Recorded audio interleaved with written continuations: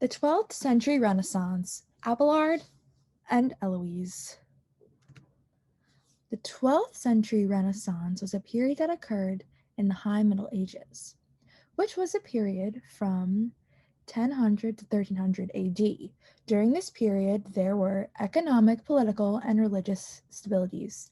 Because of this era of relative peace, there was an allowance for advancements and inventions. The 12th century Renaissance has been described as the rebirth of civilization in Western Europe, and some historians believe it lasted until the start of the Italian Renaissance. There were many inventions, such as inventions in farming, such as the heavy plow, a collar for a horseware to attach to the plow, and a three-field crop rotation system that led to more food, which increased population. Because of the rise in population, towns started to be created, causing Europe to become urbanized. Because of the increase in population and urbanization, there was increase in trade as well as a need to regulate industry. To do so, different guilds were created to regulate. For example, blacksmiths would have their own guild separate from a carpenter's guild. At this time, there was beginning to be the start of a need for higher education. The rediscovery of many classical texts, such as Aristotle and Roman law, were discovered around this time and were the perfect learning tools. Higher education systems were beginning to form, and they were set up like guilds were. The way guilds were set up is that an apprentice would train with a master, then they would go to the next stage of a journeyman, and to become a master, they would have to create a work for the Master's Guild. And this sounds very similar to the way the modern college and other and higher levels are set up. There were many advances in art and architecture. There was a shift from Romanesque architecture, which consisted of rounded arches, tall towers, and thick walls, to Gothic architecture. Gothic architecture had pointed arches, elaborate windows, including stained glass and tracery, and had flying buttresses. It was a more ornate style. There was a shift from monophonic Gregorian chant to ars antiqua, which had a polyphonic style with harmonies. However, both styles are equally beautiful. Books were started to be written in the vernacular, with examples such as Giovanni Boccaccio's Decameron and Dante Alighieri's Divine Comedy. Both writers are pictured in this painting, The Six Tuscan Poets. Dante is shown seated, while Boccaccio is behind him to his left.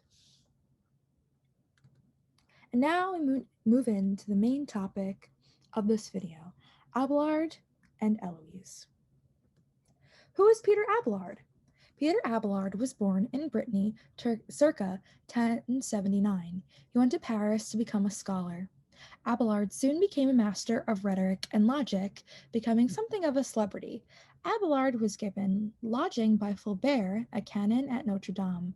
In return for lodging, Abelard would tutor Fulbert's niece, Heloise. Who was Heloise? Heloise was, as previously stated, the niece of Fulbert. She was very smart and was well educated at a convent. She left for further education, which is unusual for this time period.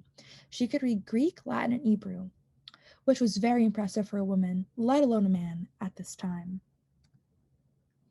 After long hours of tutoring, it wasn't long before Abelard and Heloise fell in love. Abelard cited Heloise's intellect, not her looks, as what won him over. Heloise's uncle Fulbert was unhappy that the two had a child together and were keeping it a secret.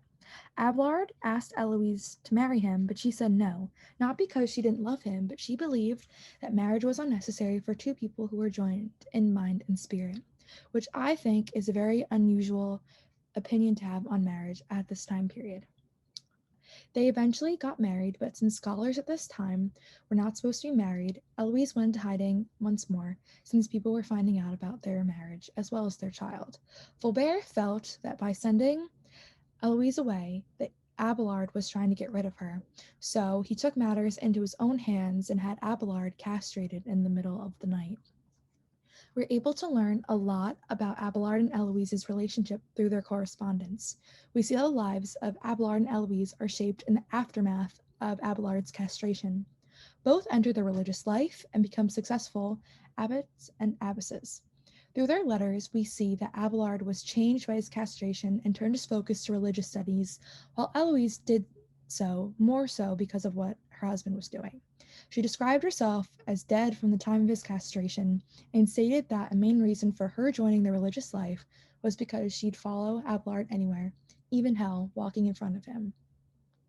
In Professor Dorsey Armstrong's lecture, she states that new evidence shows that letters have been found between that show correspondence between Abelard and Eloise from the time before Abelard's castration, although there is some dispute about whether they're real or not.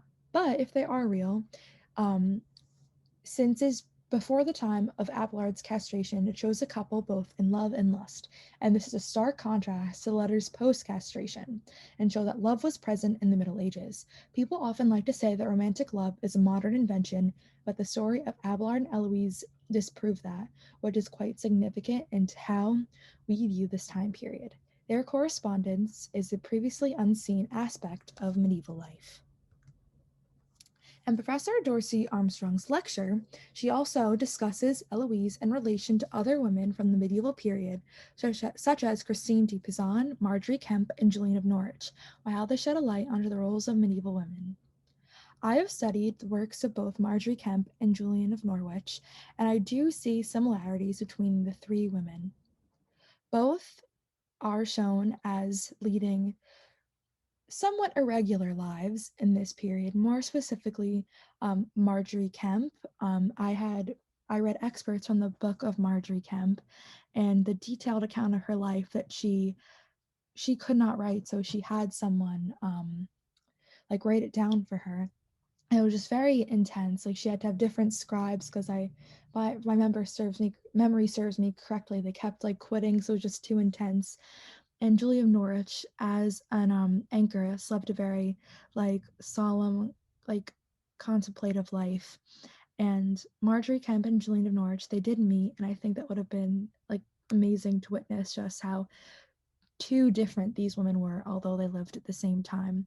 And Eloise is a perfect example to add to this list of medieval women, which Professor Armstrong was trying to suggest in her lecture that maybe the roles of medieval women aren't as in black and white as we believe, how limited freedoms, like not that many rights, kind of just like are seen as wives and mothers, and maybe based on these four women their lives are more